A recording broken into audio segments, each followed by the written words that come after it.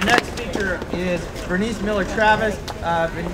Vernice is Vice Chair of the Maryland State Commission on Environmental Justice and Sustainable Communities and co-founder of the West Harlem Environmental Action Organization. Thank you so much, Vernice, for being here. Good morning, all.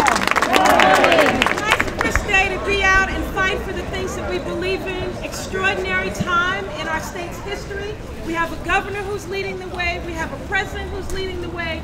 We have an administrator of the Environmental Protection Agency, Lisa Jackson, who's battling the forces of evil and darkness. That we have clean air, that we have clean alternatives, that we have clean energy alternatives, and now we're bringing the struggle right here to our home, to the state of Maryland. I live in Prince George's County, just south of Arundel County, where there's a community in Odenton that's been living with a huge coal ash landfill for decades. They have had their upper and lower aquifers contaminated by the toxic constituents of coal ash runoff. They do not have access to safe drinking water in their homes and have been drinking bottled water for the past 8 years. Those are some of the real impacts that communities are facing from the aspects of continuing to burn coal, continuing to mine coal, continuing to power our energy, and most of our energy in Maryland, unfortunately, our electricity still comes from coal. We need an alternative, and that alternative will save people's lives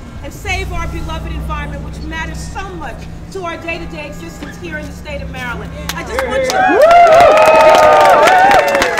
share with you that for some communities, for many communities, this is a life and death issue. The issue of particulate pollution, the issue of asthma, not just the incidence of asthma, but premature death from asthma, that is plaguing communities in Baltimore City, plaguing communities in Baltimore County, plaguing communities in Prince George's County, plaguing communities in Western Maryland. All over our state, we are feeling the adverse impacts of continuing to be dependent on coal-fired power plants. And now the battle is here for us, but in order to win the battle, we have to work with our legislators, work with our governor, and work with our federal regulators to know that this is of paramount importance to us. We're going to vote because we care about this issue.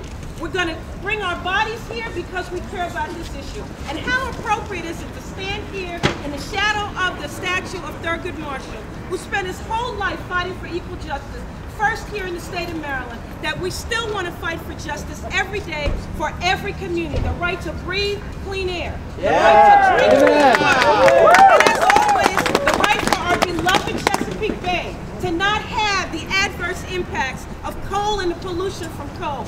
Wind power now. That's what we want, and that's what we're going to fight for.